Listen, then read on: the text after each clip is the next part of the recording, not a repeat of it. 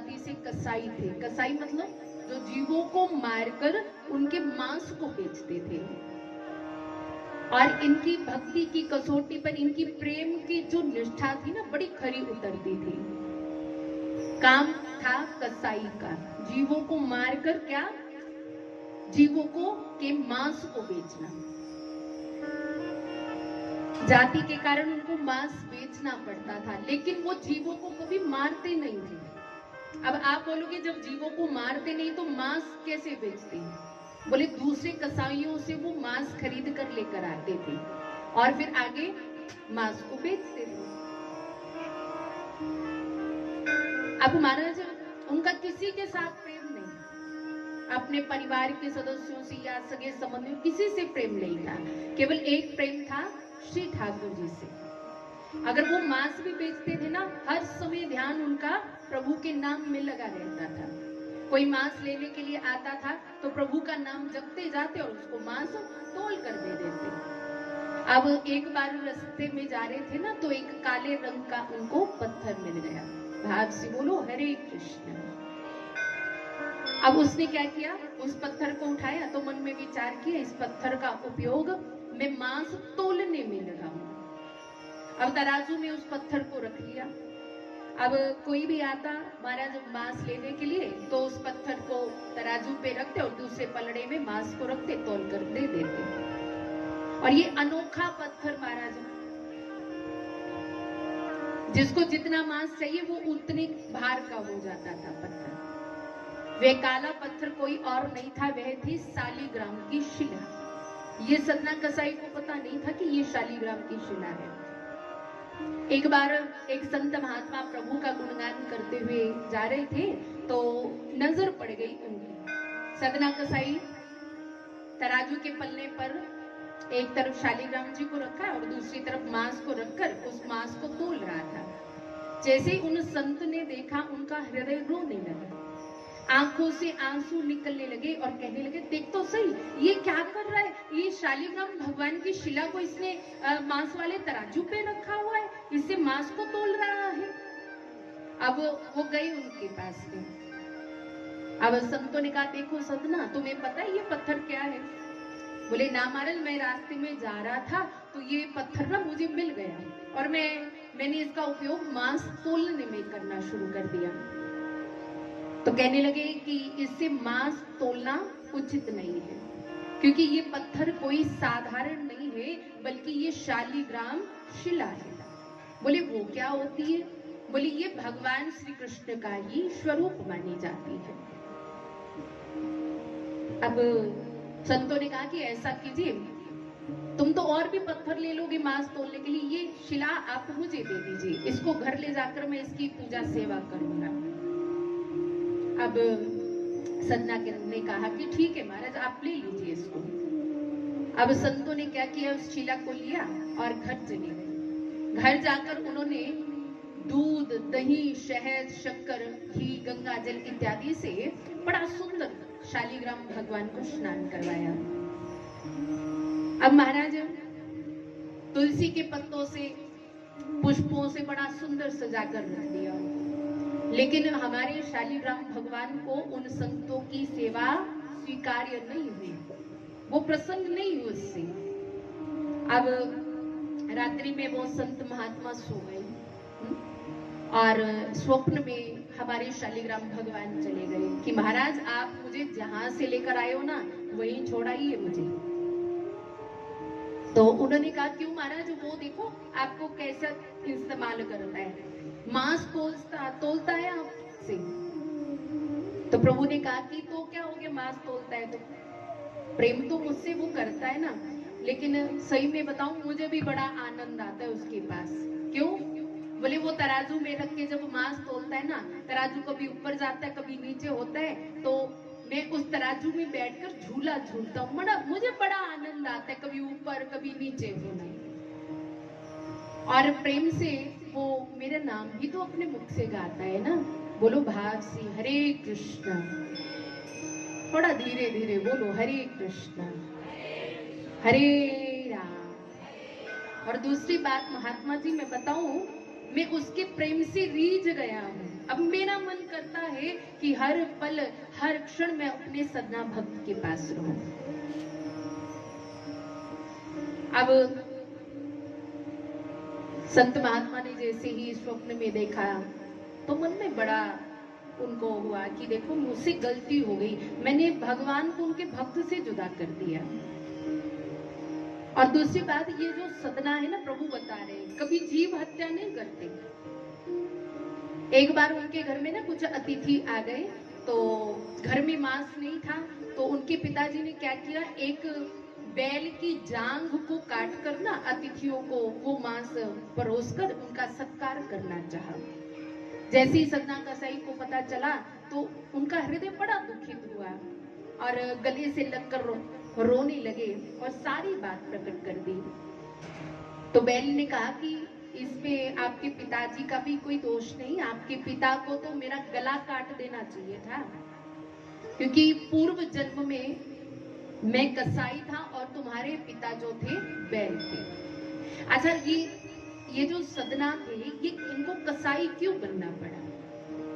कहते पूर्व जन्म में ना ये एक काशीवासी कर्मकांडी ज्ञानी ब्राह्मण परिवार में इनका जन्म हुआ था।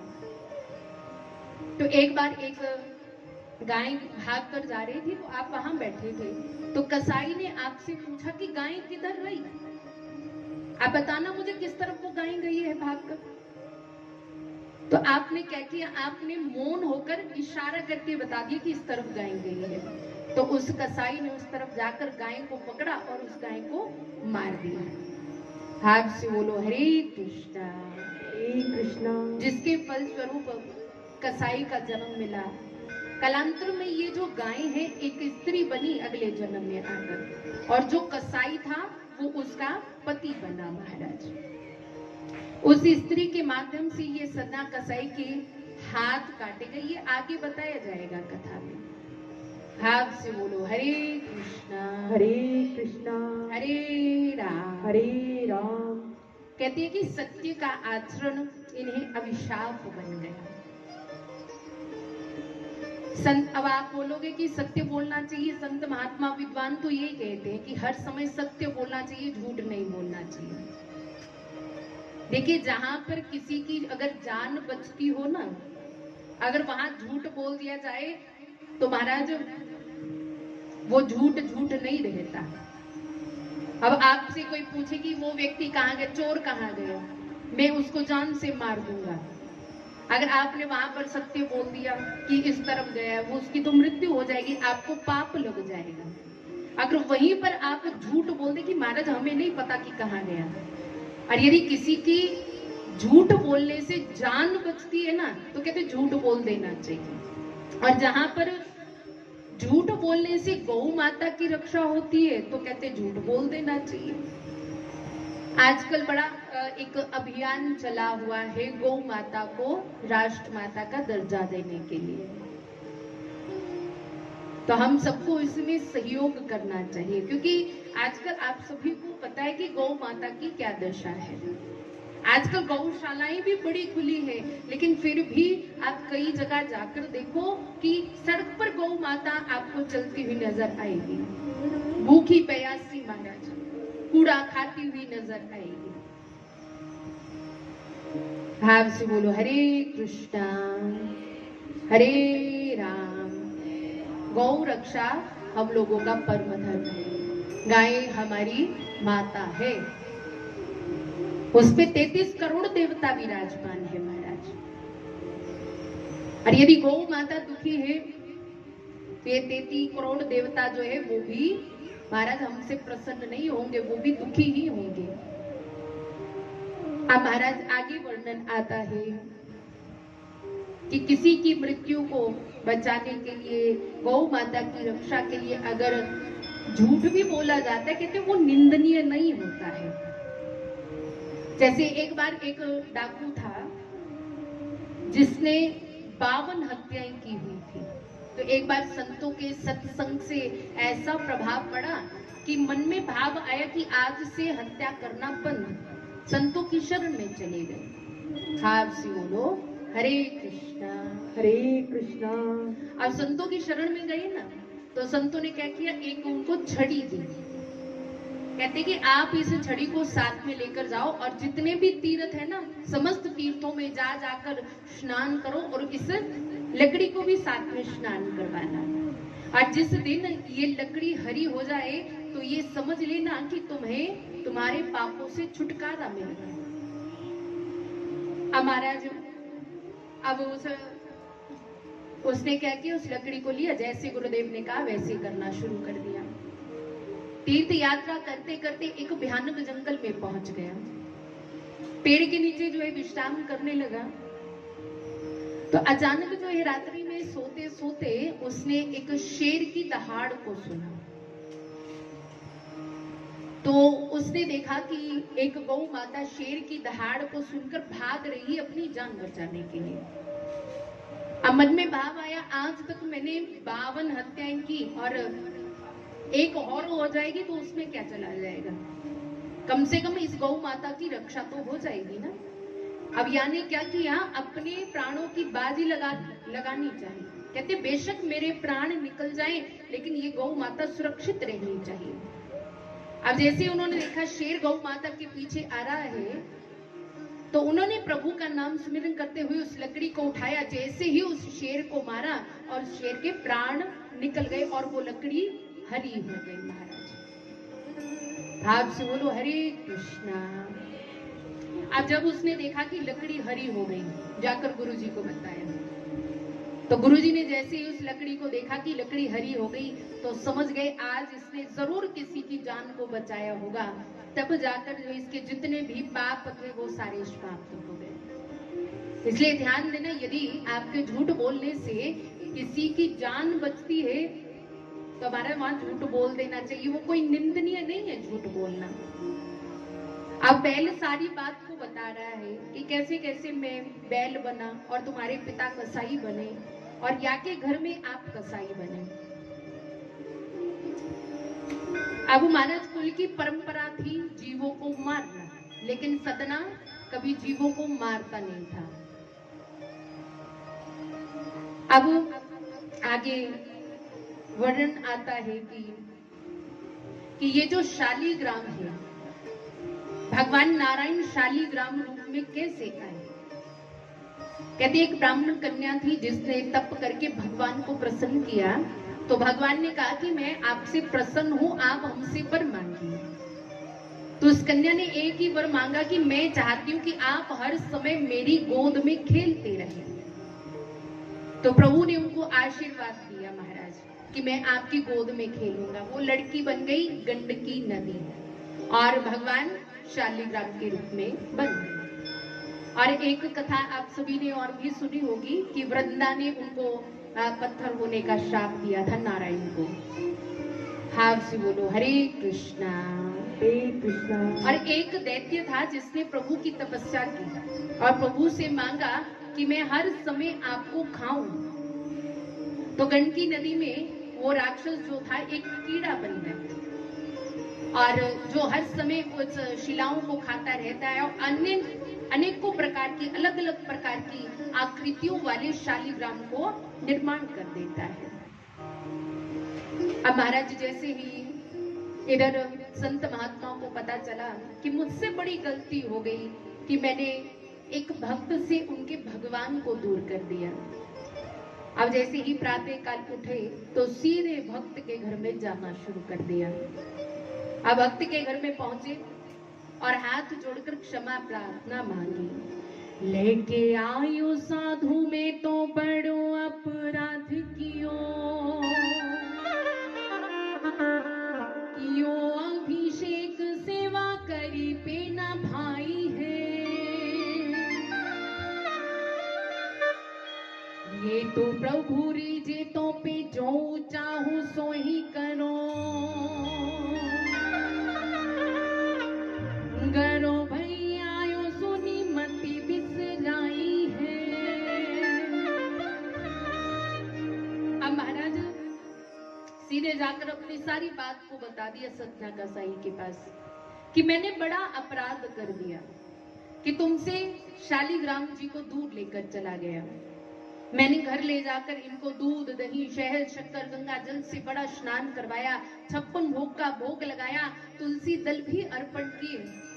लेकिन इतना सब कुछ करने के बाद भी हमारे प्रभु मुझसे प्रसन्न नहीं हुए। तो उन्होंने कहा कि मुझे जहां से लेकर आए हो ना वहीं छोड़कर आ जाओ। हे भक्त, मुझसे बड़ी गलती हो गई, मुझसे बड़ा अपराध हो गया, तो मुझे क्षमा कर दो। लो अपने शालिग्राम भगवान को ले लो। भगवान ने स्वयं अपने मुख से कहा कि मैं सदना से रीझ गया हूँ, मेरा मन अब सदना के बिना नहीं लगता है। अब जैसे ही सदना कसाई ने ये सुना ना, तो आंखों से अश्रु प्रवाहित होने लगे कि देखो तो सही, मैं कितना दीन हूँ, मैं कितना हीन हूँ, मेरा कार्य भी अच्छा नहीं है, मैं कसाई का काम करता हूँ, देखो फिर भी प्रभु मुझसे रीझ गए। मैंने ऐसा कौन सा कर्म किया होगा जिसपे दया निधि जो है मुझ पर रीझ गए। मैं तो आती ही दुखित मुरारी, मैं तो आती ही दुखित मुरारी, मैं तो आती दुखित मुरारी। 5 ग्राह लीलत है मोहे, 5 ग्राह लीलत है मोहे, कज जूले हूँ धारी, मैं तो आती दुखित मुरारी, मैं तो आती दुखित मुरारी।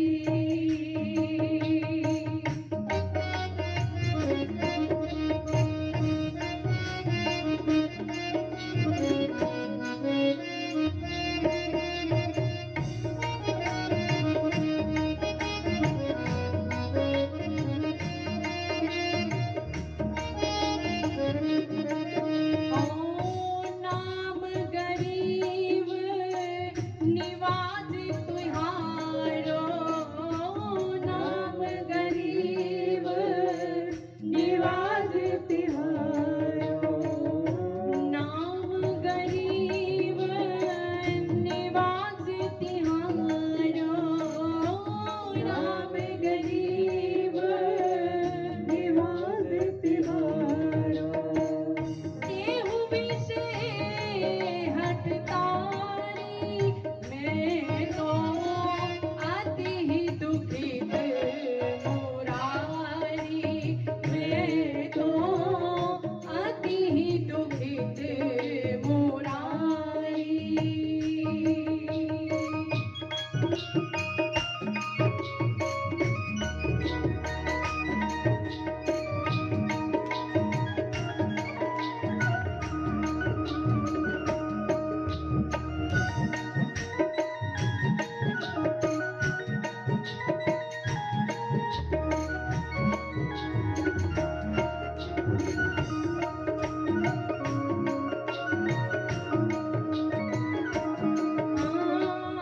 सूझ से पतित पावन निज राखो, सूझ से पतित पावन निज राखो, सजना कहते पुकारी,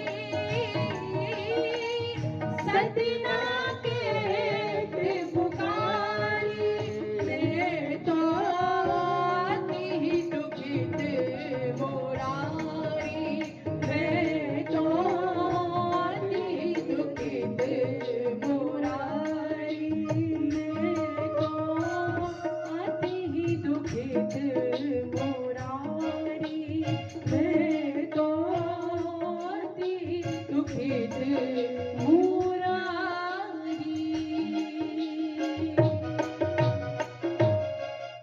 अब सदना अपने मुखारविंद से ये सुंदर पद गाने लगे कि हे दया निधि, मेरे जैसा इस संसार में कोई भी दुखी नहीं है जिसने अपने आप से आपको दूर कर दिया। आपका नाम तो गरीब निवाज है, करुणा निधान है, कृपा निधान है। यदि आपके दास से कोई गलती हो जाती है तो उसको आप क्षमा कर देते हैं। हे प्रभु, अब आप मुझे मत बिसराइए, हर पल हर क्षण इस जीभा से आपका नाम उच्चारित होता रहे। अब सदना कसाई ने जब ये जाना कि प्रभु मुझसे रीझ गए हैं, मेरे बिना एक पल नहीं रह सकते, तो भला मैं कैसे प्रभु से दूर रह सकता हूँ। और यहाँ रहकर तो मैं प्रभु का नाम बिल्कुल भी नहीं ले सकता। अब यानी क्या कि अपना घर परिवार त्याग दिया, अपने सगे संबंधियों को छोड़ दिया महाराज। और ये जो मांस बेचने का काम करते थे ना, वो भी बेचना बंद कर दिया। अब सुध बुध उनकी भूल गई साधु की बात को सुनकर। अब प्रभु का ध्यान लगाया, शालीग्राम जी को अपने हृदय से लगाया और नाम जपते जपते जो है अपने परिवार का त्याग करके जगन्नाथपुरी की तरफ जाना शुरू कर दिया। अब बहुत सारे भक्त पैदल जा रहे थे जगन्नाथपुरी की तरफ में, तो उन समस्त भक्तों के संग ही वो जगन्नाथपुरी जाने लगे। अब वो जितने भी व्यक्ति थे उच्च जाति के थे महाराज। अब जब उच्च जाति वालों को पता चला कि ये कसाई है, तो सब इनसे ना घृणा करने लगे। अब इन सब से सब दूर दूर रहने लगे। अब जैसे ही सदना कसाई को आभास हुआ कि ये मुझसे घृण करते हैं, हाँ, तो मुझे इनसे दूर रहना चाहिए। भाव से बोलो हरे कृष्णा हरे कृष्णा। अब सदना कसाई बस अपनी मस्ती में है। अब नाचता गाता प्रभु को रिझाता हुआ जगन्नाथपुरी जा रहा है, तो कहता है कि मेरे ठाकुर कैसे है, काले रंग के। और काला रंग तो मुझे भी बहुत अच्छा लगता है, और मेरे काले रंग के गोल मटोल ठाकुर मुझसे रीझ गए हैं, तो अब मेरा फर्ज बनता है ना, मैं भी इनको रिझाऊं, इनको प्रसन्न करूं, अनन्य प्रकार का इनके नाम का गुणगान करूं। अब नाचते हुए गाते हुए जो जा रहे हैं और कह रहे हैं, सयोनी मेरा श्याम काले रंगदा,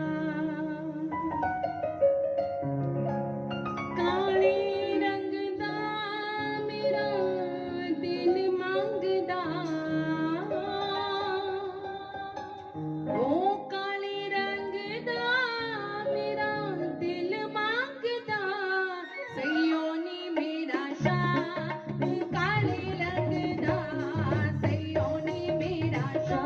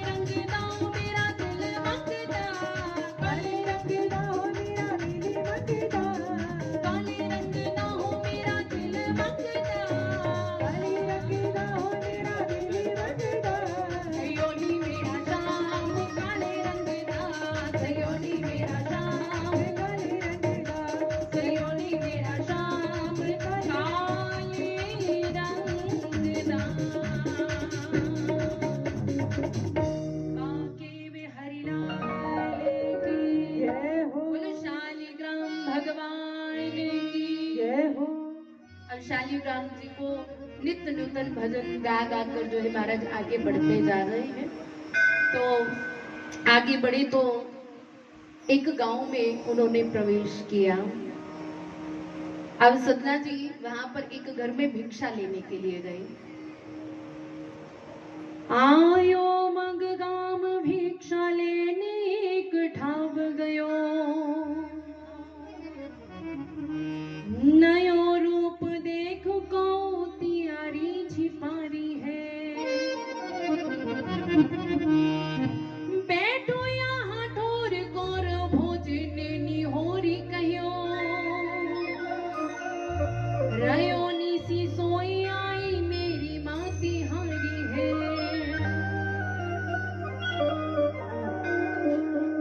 अब जैसे ही द्वार पर आवाज लगाई भिक्षाम देही, तो महाराज एक स्त्री ने दरवाजा खोला और बाहर आई। तो सतना कसाई के तरुण रूप को देखकर महाराज रीझ गई उसके ऊपर। उसने उनसे कहा यहाँ बैठिए और भोजन कीजिए।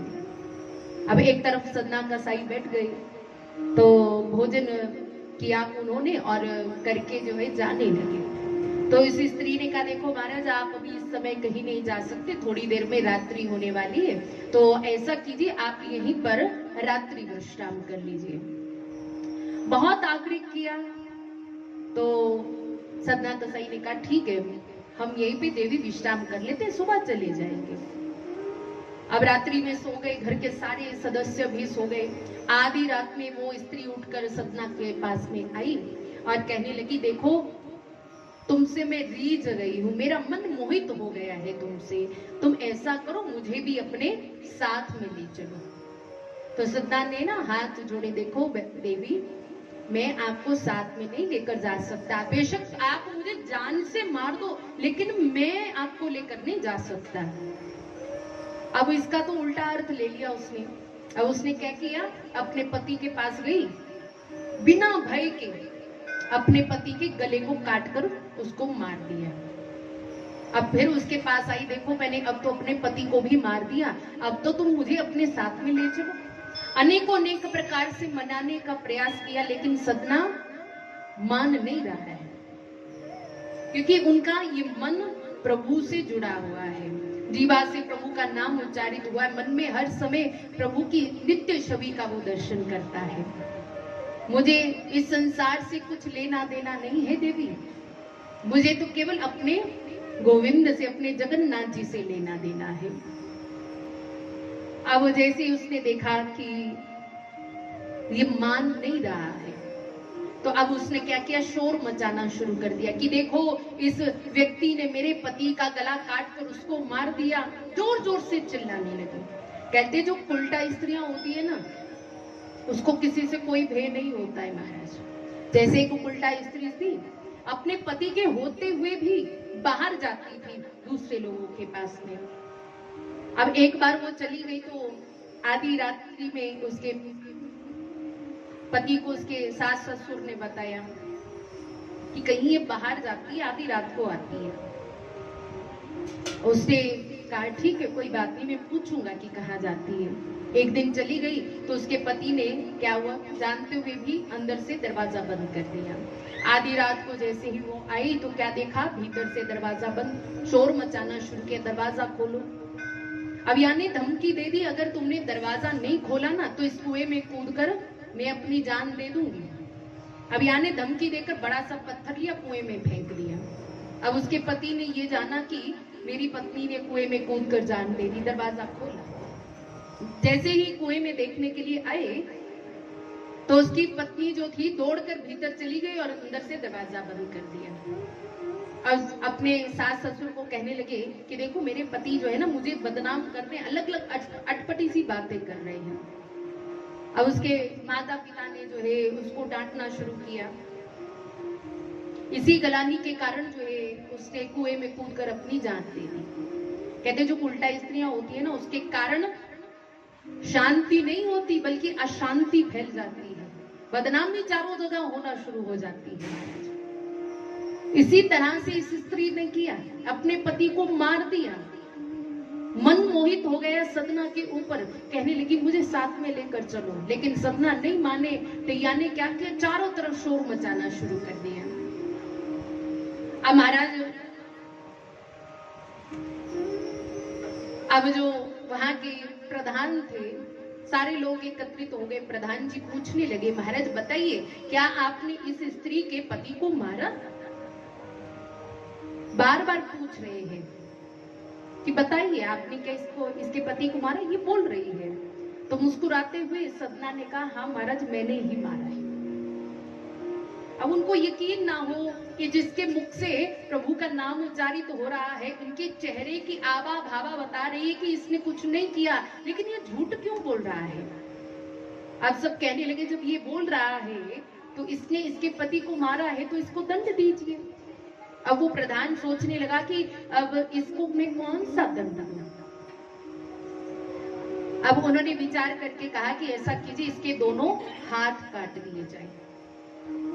अब महाराज उसके दोनों हाथ काट दिए गए, फिर भी चेहरे पर हृदय में कोई दुख नहीं, बस चेहरा मुस्कुराता हुआ है, प्रभु का नाम गुनगुना रहे हो।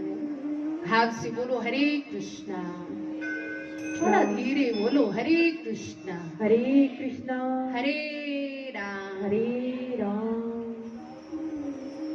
दो कटे हुए हाथों से जगन्नाथपुरी के रास्ते के ऊपर जाना शुरू कर दिया। जय जगन्नाथ जय जगन्नाथ जय जगन्नाथ गाते हुए आगे बढ़ते जा रहे हैं।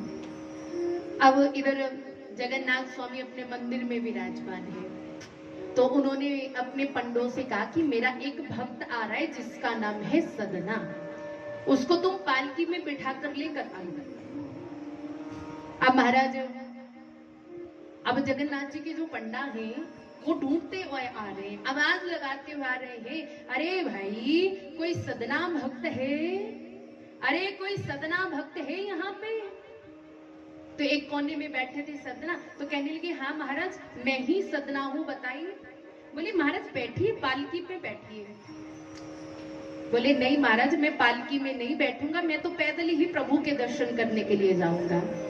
तब उन पंडों ने बताया कि ये जगन्नाथ जी ने खुद ही आपके लिए ये पालकी भेजी है, आप इसमें विराजमान हो जाइए। जैसे ही प्रभु का आदेश उनको पता चला तो महाराज उस पालकी में बैठे और पंडे जो है उनको जगन्नाथ जी के पास लेकर आ गए। जैसे ही जगन्नाथ जी के मंदिर का पट खुला, जैसे ही जगन्नाथ जी के दर्शन किए, अद्भुत अलौकिक जगन्नाथ जी की पावन झांकी को देखकर महाराज आंखों से अश्रु प्रवाहित होने लगे। जय जयकार शुरू कर दी। बोलो जगन्नाथ भगवान की जय हो। बोलो जगन्नाथ भगवान की जय हो। अब महाराज हृदय के भाव प्रभु के चरणों में अर्पण कर रहे हैं कि प्रभु मेरे जैसा नीच, मेरे जैसा पापी तो इस संसार में कोई हो ही नहीं सकता, लेकिन आपका नाम भी तो दया निधि है, कृपा निधि है। महाराज आप तो अपने भक्तों पर प्यार लुटाने वाले हैं, क्योंकि आज तक हमने दुनिया को रिझाया, आज आपने मेरे ऊपर कृपा की, अपना पावन स्वरूप दिव्य स्वरूप के आज मुझे दर्शन करवा दिए। भाव से बोलो हरे कृष्णा। हरे कृष्णा। आज तक मैंने दुनिया को अपना माना था कि ये मेरी माँ है, ये मेरे पिता है, ये मेरे सगे संबंधी है। हृदय के किसी कोने में मैंने आपको भी छुपा कर रखा था, लेकिन आज दिव्य स्वरूप जो आपने मुझे दिखाया है ना, ये सब मोह माया के पर्दे मेरी आंखों के सामने से हट गए। आप से बोलो हरे कृष्णा हरे राम। क्योंकि आपका धाम ऐसा है जहां पर महाराज सबको सहारा मिलता है। कहते हैं तकदीर बदल जाती है जगन्नाथ जी के धाम जाने पर, तकदीर बदल जाती है जगन्नाथ जी के धाम जाने पर। दीवाने लोग हो जाते हैं जगन्नाथ जी की एक झलक पाने के बाद। जब प्रभु का कोई दर्शन कर लेता ना, फिर वो पहले वाला व्यक्ति नहीं रहता, बिल्कुल स्वरूप बदल जाता, अंतःकरण उसका बदल जाता है। दुनिया को मना कर देख लिया,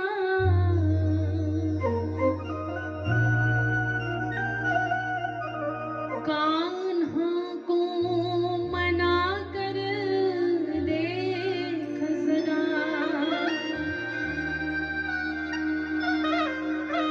इसके नाम में कितनी मस्ती है। श्री वृंदावन जाकर देख जरा, तिरछी चितवन लट घुंघराली, गजब है प्यारे तेरे होठों की लाली, मुख पर बांसुरी लगती है प्यारी, क्या लग रहे हो मेरे श्याम मुरारी, क्या लग रहे हो मेरे श्याम मुरारी।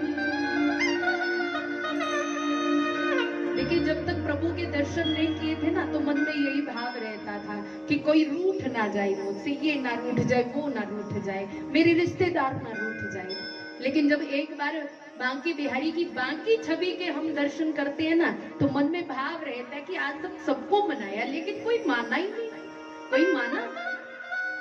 कहते अपनी पूरी जान भी लगा दोगे ना किसी को मनाने में, तब भी कोई मानने वाला नहीं है। एक मानेगा तो दूसरा रूठेगा, दूसरा मानेगा तो तीसरा रूठ जाएगा, कोई मानने पे ही नहीं आता है। और जब से मैंने आपके दर्शन किए ना, मन में भाव आता है ऐसी दुनिया को मनाना छोड़ दिया मैंने, बस अगर अब मैं अपने ठाकुर को मना लूं, मेरे लिए बस ये सौभाग्य की बात है। मेरे ठाकुर मान जाए, बस मेरे लिए इतना ही काफी है। जब आपके दर्शन कैसे है प्रभु, तिरछी चितवन है। जब आप देखते हो ना, हमेशा टेढ़ा ही देखते हो अपने भक्त को, लट घुंघराली है, होठों पर अजब की लाली है। आज होठों पर जैसे आप बांसुरी को सजाते हो ना महाराज, इतना माधुर्यमय स्वरूप रखता है ना कि पूछिए मत। हृदय में चाहे जितना मर्जी दुख हो, जितना मर्जी कष्ट हो, भगवान के स्वरूप के दर्शन करके वो सारे दुख, वो सारे कष्ट दूर हो जाते हैं। आज सदना ने जैसे ही जगन्नाथ प्रभु के दर्शन किए ना, पूछिए मत महाराज, ऐसी अनोखी खुशी, अनोखा आनंद उनको आना शुरू हो गया। दोनों हाथ कटे हुए थे, अत्यंत कष्ट था, वो सारे कष्ट को भूल गए। जो कटे हुए आज थे पुनः दो हाथ बन गए उनके। बोलो भक्त वत्सल भगवान की जय हो। अब मानो वो कष्ट जो था स्वप्न के समान मिट गया महाराज। अब दंडवत लेटकर जो है प्रभु के चरणों में प्रणाम किया। उसी क्षण ज्यों के त्यों हाथ आए। भगवान बोले, सदना तुमने अपनी भक्ति की कसौटी पर चढ़ा दिया, अपनी भक्ति को, अपनी प्रेम को महाराज। तुम जो है मेरी कसौटी पर खूब अच्छे उतरे। अब आप मेरे नाम का प्रचार और प्रसार करो। जब तक सदना का जीवन रहा तब तक उन्होंने अपना जीवन प्रभु के चरणों में लगाकर रखा। चारों दिशाओं में प्रभु के नाम का जो है प्रचार और प्रसार किया और अंत में श्री जगन्नाथ जी भगवान के धाम को चले गए। बोलो जगन्नाथ भगवान की जय हो। बोली सदना भक्त की जय हो। देखिए, भक्त के जीवन में बहुत सारे कष्ट आते हैं, बहुत सारे दुख भी आते हैं। वो क्यों आते हैं? प्रभु जो है अपने भक्त की परीक्षा लेते हैं। अब गर्मियों का मौसम है, मेरी तरफ देखिए, इधर देखो मेरी तरफ। अब गर्मियों का मौसम है, आप जाते हो बाजार में मिट्टी का मटका लेने के लिए, जाते हो ना? तो मटका लेने से पहले आप क्या करते हो? उस मटके को उठाते हो, 50 बार ऐसे ठोक पटक कर देखते हो। क्यों देखते हो? बोलो ना, क्यों ठोकती हूँ, पटकती हूँ? कहीं कच्चा ना हो, कहीं से टूटा ना हो, ऐसे ही है। जिस प्रकार से एक साधारण मटका लेने के लिए हम इतना ठोक पटकते हैं उसको, तो क्या प्रभु हमें ठोकेंगे पटकेंगे नहीं क्या? प्रभु अपनाने से पहले अपने भक्त की परीक्षा लेते, ठोक पटक कर देखते हैं कहीं ये कच्चा तो नहीं है, पक तो गया है ना। और सच्ची बात बताऊं ना, अगर आपका सच्चा प्रेम प्रभु से है ना, जितने मर्जी दुख जीवन में आ जाए, जितने मर्जी कष्ट जीवन में आ जाए, वो दुख वो कष्ट आपका कुछ भी बिगाड़ नहीं सकते। और मैं आपसे बताऊं, भाव प्रेम होगा तो प्रभु आपके घर में भी आवेंगे। भाग से बोलो हरे कृष्णा। ऐसी ही परम भक्ता थी करमा बाई।